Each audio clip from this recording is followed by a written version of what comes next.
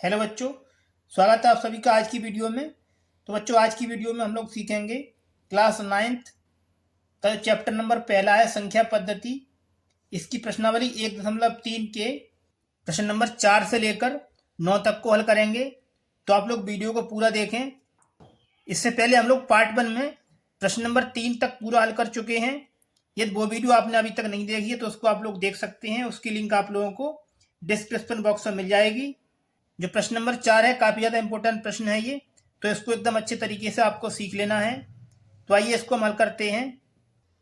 प्रश्न नंबर 4 ये दिया है 0.999 डॉट डॉट को P बट्टे Q के रूप में व्यक्त कीजिए। क्या आप अपने उत्तर से आश्चर्यचकित हैं? अपने अध्यापक और कक्षा के सहयोगियों के साथ उत्तर की सार्थकता पर चर्चा कीजिए। तो इसमें दे रखा है, इसको हमें P बट्टे Q के रूप में व्यक्त करना है। तो आइए हम इसको हल कर लेते हैं। तो सबसे पहले क्या करना है, जो प्रश्न में दिया है इसको हम x के बराबर मानेंगे। तो यहाँ लिखेंगे माना x बराबर, ये दिया है इसको मानेंगे x के बराबर। तो इसको यहाँ लिखेंगे 0.999 इस तरीके से डॉट डॉट। ठीक है, इसको हम समीकरण नंबर 1 बना देते हैं। अब देखिए इसमें क्या करना है, दशमलव के बाद जो संख्या 9 है ये बार बार रिपीट हुई है, तो इसमें हमें 10 से गुणा करना पड़ेगा। तो यहाँ लिखेंगे समीकरण 1 में 10 से गुणा करने पर। ठीक है, तो 10 से गुणा करेंगे समीकरण 1 में। तो पहले गुणा करेंगे 10 का x के साथ, तो हो जाएगा ये 10x बराबर। अब गुणा करेंगे 10 का इस वाली संख्या के साथ, तो आपको क्या करना है, ये दशमलव लगा है इसको यहाँ से हटाकर 9 के पीछे रख देना है। तो हो जाएगा ये 9.999 डॉट डॉट। इसको समीकरण नंबर 2 बना दीजिए। इस तरीके से पहले आपको गुणा करके समीकरण 2 बना लेना है। चलिए अब इसको हम आगे हल कर लेते हैं। तो देखिए इसमें क्या करना है, जो समीकरण 2 है इसमें से समीकरण 1 को घटा देना है। तो यहाँ लिखेंगे समीकरण 2 में से समीकरण 1 घटाने पर। ठीक है, समीकरण नंबर 2 ये दे रखा है, इसमें से घटाना है समीकरण नंबर 1। तो पहले घटाएंगे हम 10x में से 1x, तो यहाँ से बचेगा 9x बराबर। अब देखिए हम घटाएंगे इस वाली संख्या में से घटाएंगे ये वाली संख्या। तो आइए हम इसको यहाँ लिखकर घटा लेते हैं। ये संख्या लिखेंगे यहाँ पर, ये है 9.99 इस तरीके से। ठीक है, और ये संख्या दे रखी है, इसको लिखेंगे यहाँ पर नीचे, तो इसको यहाँ लिखेंगे 0.99। ठीक है, अब इसको घटाएंगे तो 9 में से 9 घटाएंगे तो 0, ये सब हो जाएंगे इधर 0। 9 में से घटाएंगे 0 तो बचेगा ये 9। तो इनका जो मान है ये आएगा 9.0। तो इसको यहाँ लिखेंगे, ये आएगा 9.0। अब इसको आगे हल करेंगे तो यहाँ से आएगा 9x बराबर 9। यहाँ से निकालेंगे हम x का मान, तो आएगा 9। ये 9 इधर गुणा में है, इसको लेके जाएंगे इधर, तो ये भाग में हो जाएगा। 9 से भाग करेंगे 9 में तो जाएगा 9 एकन 9। तो यहाँ से x का मान ये हो जाएगा 1। ये हो जाएगा इस प्रश्न का आंसर। इस तरीके से ये आपको हल कर देना है। चलिए आगे देखते हैं इसका अगला प्रश्न।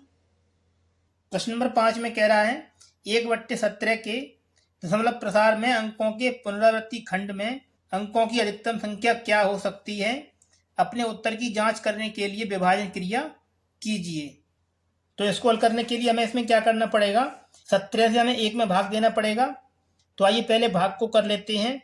उनको इस तरीके से लिख लेना है, 17 से भाग लगाना है 1 में, तो इस तरीके से इनको लिख देना है। अब 17 से हम भाग करेंगे 1 में, तो देखिए इसमें 1 कम है, तो यहाँ लगाएंगे दशमलव और यहाँ बढ़ाएंगे 1 0। अब देखिए 17 ज़्यादा है, 10 फिर से कम है, तो एक जीरो को यहाँ बढ़ाएंगे और एक जीरो को इस तरीके से यहाँ बढ़ा लेना है। अब 17 से भाग करेंगे 100 में, तो जाएगा ये 17 पंजे 85, तो यहाँ लिखेंगे 85। 100 में से घटाएंगे 85 तो बचेगा ये। पॉइंट लगा चुके हैं तो इसमें फिर से एक बिंदु को बढ़ा लेंगे। अब 17 से भाग लगाएंगे 150 में, तो जाएगा ये 8 बार 17 अट्ठे 136। इसको घटाएंगे तो यहाँ से बचेगा 14। इसमें फिर से बिंदी बढ़ाएंगे, फिर से भाग लगाएंगे 17 का, तो आएगा 17 अट्ठे 136, तो यहाँ लिखेंगे 136। इसको घटाएंगे तो यहाँ से बचेगा 4। इसमें फिर से एक बिंदी को बढ़ा लेंगे, हो जाएगा 40। 17 से लगाएंगे भाग, तो जाएगा ये 17 दूनी 34, यहाँ लिखेंगे 34। इसको घटाएंगे तो यहाँ से बचेगा 6। फिर से बिंदी बढ़ा लेंगे हम यहाँ पर, हो जाएगा ये 60। अब जाएगा 17 तियो 51। 60 में से घटाएंगे 51 तो बचेगा ये 9। इसमें फिर से एक बिंदी को बढ़ा लेना है, अब होगा ये 90। अब जाएगा ये 17 पंजे 85। इस तरीके से आपको भाग कर लेना है, थोड़ा लंबा भाग है। 90 में से घटाएंगे 85 तो बचेगा ये 5, तो इसको हम यहाँ लिख देते हैं ऊपर 5। इसमें फिर से हम एक बिंदी को बढ़ाएंगे, 17 से लगाएंगे भाग 50 में, तो जाएगा ये 2 बार 17 दूनी 34। इसको घटाएंगे तो यहाँ से बचेगा 16। इसमें फिर से एक बिंदी को बढ़ा लेंगे। अब 17 से लगाएंगे भाग 160 में, तो जाएगा 17 निम्मा 153, यहाँ लिखेंगे 153। इसको घटाएंगे तो यहाँ से बचेगा 7। इसमें फिर से बिंदी को बढ़ा लेंगे, हो जाएगा 70। अब जाएगा 17 चौक 68। 70 में से घटाएंगे 68 तो बचेगा, इसको घटाएंगे तो यहाँ से बचेगा 2। इसमें फिर से बिंदी को बढ़ा लेंगे, ये हो जाएगा 20, तो आएगा 17 एकन 17, तो यहाँ से बचेगा 3। इसमें फिर से हम बिंदी को बढ़ाएंगे 1, तो हो जाएगा ये 30। अब करेंगे 17 का भाग 30 में, तो जाएगा ये 1 बार 17 एकन 17। 30 में से घटाएंगे 17 तो बचेगा ये 13। ऊपर हम ये बचा 13। इसमें फिर से एक बिंदी बढ़ाएंगे, हो जाएगा 130। अब 17 से भाग लगाएंगे 130 में, तो जाएगा ये 17 सत्ते 119 आएगा यहाँ पर। इसको घटाएंगे तो बचेगा ये 1, यहाँ से बचेगा 1। ठीक है, इसमें फिर से एक बार बिंदी को बढ़ाएंगे, ये हो गया 110। अब फिर से हम भाग लगाएंगे 110 में 17 का, जाएगा 17 छिक्के 102। इसको घटाएंगे तो यहाँ से बचेगा 8। इसमें फिर से एक बिंदी बढ़ा लेंगे, ये हो गया 80। अब 17 से भाग करेंगे 80 में, ये 4 बार, यहाँ से बचेगा 17 चौक 68। 80 में से घटाएंगे 68 तो बचेगा ये 12। इसमें हम फिर से एक बिंदी बढ़ाएंगे, 17 से लगाएंगे भाग 120 में, तो जाएगा ये 17 सत्ते 119, तो यहाँ से बचेगा 1। अब देखिए यहाँ पर शेषफल बचा है 1। प्रश्न में दिया था हमें 1/17, 1 दिया था और यहाँ पर 1 आया है। मतलब ये हुआ कि यदि हम फिर से 17 का भाग करेंगे तो यही संख्याएं फिर से रिपीट होंगी, तो इस पे लगा देंगे हम बार। ठीक है, और आगे प्रश्न में पूछा गया है पुनरावृत्ति खंड के अंकों में अधिकतम संख्या क्या है। तो इसके लिए आपको इनकी गिनती कर लेना है। ये है 1 2 3 4 5 6 7 8 9 10 11 12 13 14 15 16। तो इसमें अधिकतम अंकों की संख्या है, ये हो जाएगी 16। इस तरीके से ये आपको हल कर देना है, ये हो जाएगा इस प्रश्न का आंसर। चलिए आगे देखते हैं इसका अगला प्रश्न। प्रश्न नंबर 6 ये दिया है P/Q, और यहाँ जो Q का मान है वो 0 के बराबर नहीं है, के रूप की परिमेय संख्याओं के अनेक उदाहरण दीजिए। P/Q के रूप की संख्याओं को उदाहरण लिखना है जहाँ P और Q पूर्णांक हैं जिनका एक के अतिरिक्त कोई अन्य उभयनिष्ठ गुणनखंड नहीं है और जिसका शांत दशमलव निरूपण है। हमें इसमें ऐसी संख्याओं को उदाहरण लिखने हैं जिनका दशमलव प्रसार शांत हो। आगे है, क्या आप यह अनुमान लगा सकते हैं कि Q को कौन सा गुण अवश्य संतुष्ट करना चाहिए। तो आइए इस प्रश्न को हम हल कर लेते हैं।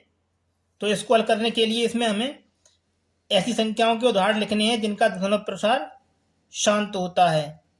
जिन संख्याओं का दशमलव प्रसार शांत होता है उनके हर के गुणनखंड में 2 की घात या 5 की घात या 2 की घात और 5 की घात दोनों का होना आवश्यक होता है। तो इसको हम यहां लिखेंगे, जिन संख्याओं के, इसमें दिया P बट्टे Q, तो Q यहां पर हर है तो लिखेंगे हर के गुणनखंड में 2 की घात हो या 5 की घात हो या इन दोनों की घात हो, ऐसी संख्याओं का दशमलव प्रसार शांत होता है। तो आइए हम इनके उदाहरण को यहां लिख लेते हैं। तो यहां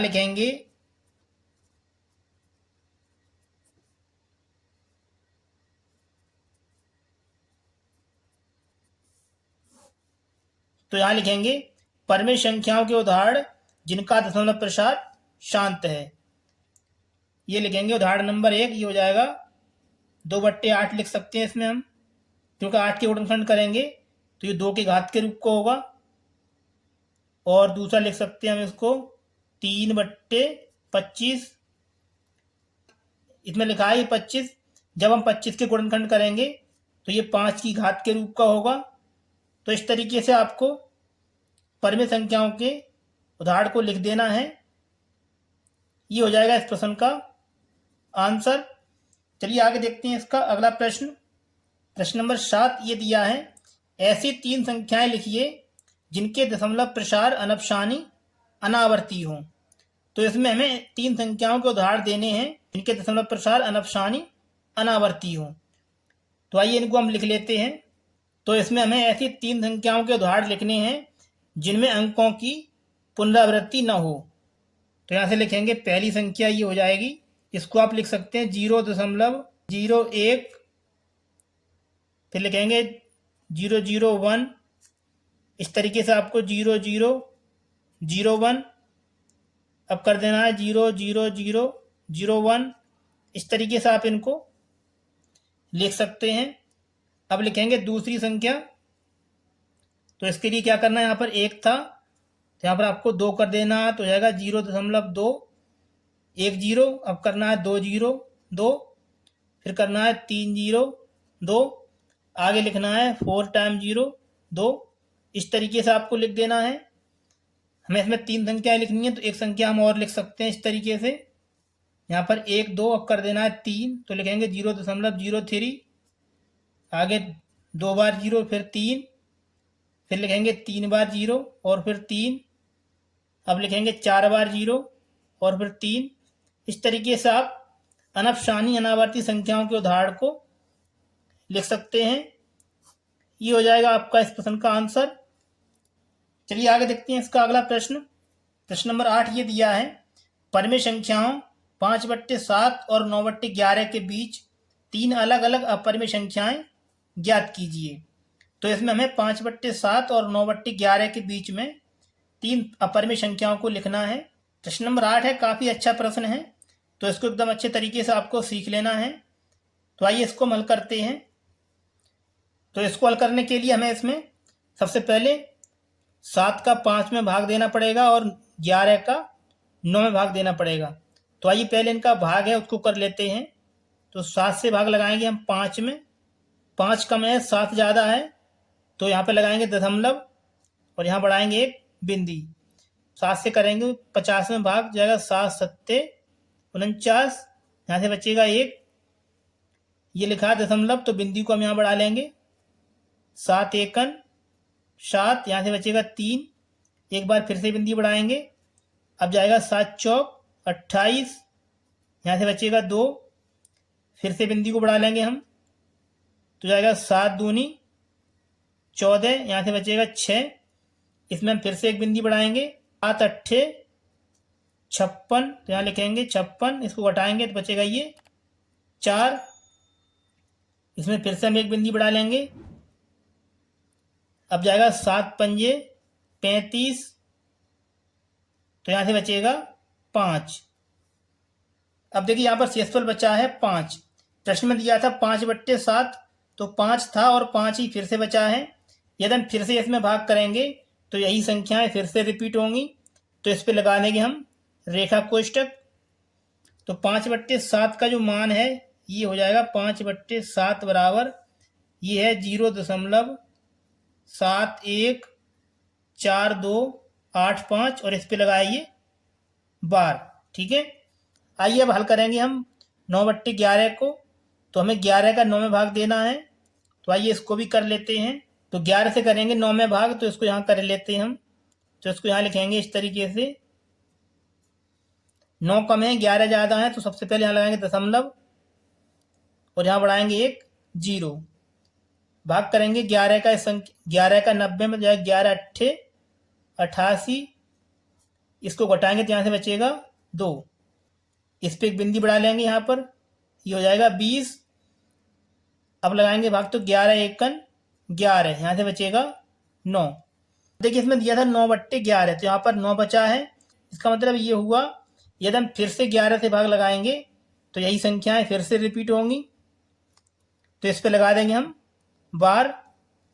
तो 9/11 का जो मान है इसको लिखेंगे, ये है 9/11 बराबर ये है 0.81 और इस पे लगाइए बार।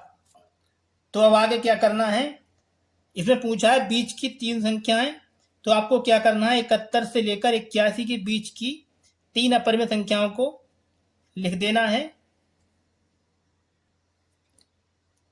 तो यहां से पहली संख्या हो जाएगी, इसको लिख देंगे हम, ये लिखा है 0.71 से लेकर 81 के बीच में लिखना है, तो ये लिख सकते हैं हम 0.75 इस तरीके से आप इसको लिख सकते हैं। 75 फिर 000, ठीक है, फिर 7540, इस तरीके से आप इसको लिख सकते हैं। पहली संख्या ये हो गई। अब लिखेंगे इसमें दूसरी संख्या, तो इसको लिख सकते हैं 0.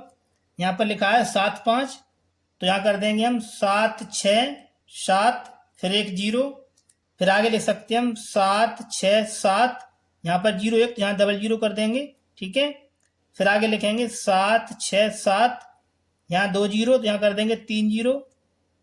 इस तरीके से आप इनको लिख सकते हैं, कर देंगे 40 इस तरीके से।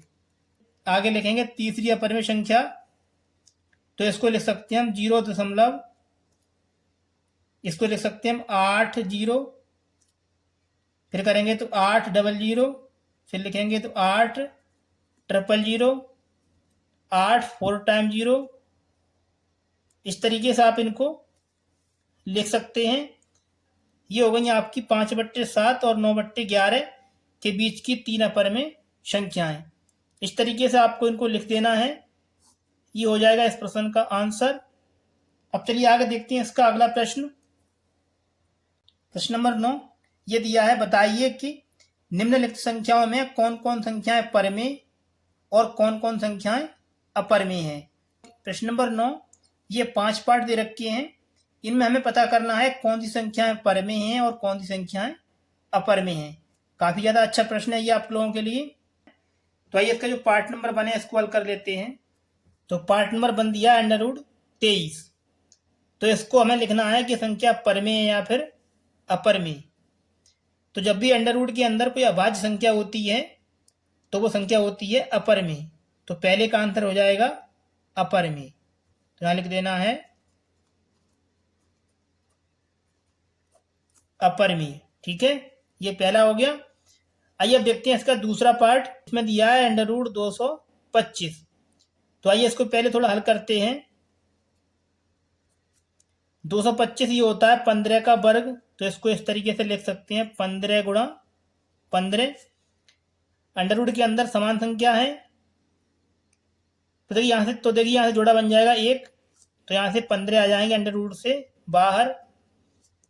15 को लिख सकते हैं 15/1, ये संख्या P/Q के रूप की है, तो होगी ये परिमेय। तो यहाँ लिख देंगे ये हो गया दूसरे का आंसर परिमेय। इसका तीसरा पार्ट ये दिया है 0.3796। इस संख्या का दशमलव प्रसार देखिए शांत है। जिन संख्याओं का दशमलव प्रसार शांत होता है वे संख्या परिमेय संख्या होती हैं। तो इसका आंसर लिख देंगे, ये हो जाएगा, तो ये संख्या हो जाएगी परिमेय। तो यहां लिख देंगे ये हो गई परिमेय संख्या। ठीक है, इस तरीके से ये कर देना है। प्रश्न नंबर 9 का जो अगला पार्ट है ये दिया है 7.478 डॉट डॉट। तो देखिए इसमें दशमलव के बाद अंकों की पुनरावृत्ति हो रही है 478 478, आगे भी ये 478 इस तरीके से चलता रहा होगा। तो जिन संख्याओं में अंकों की पुनरावृत्ति होती है वे संख्याएं होती हैं अपरिमेय। तो इसका आंसर लिख देंगे, ये हो जाएगी अपरिमेय।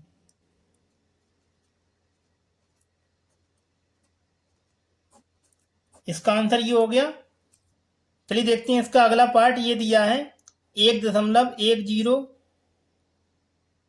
100 100 1 4 टाइम 0। इस तरीके से ये आगे भी होगा। तो देखिए इस संख्या का भी दशमलव प्रसार अशांत है। जब इसका दशमलव प्रसार अशांत है तो ये संख्या हो जाएगी अपरिमेय। तो इसका आंसर यहां लिख देंगे, ये हो जाएगी अपरिमेय संख्या। इस तरीके से ये आपको कर देना है।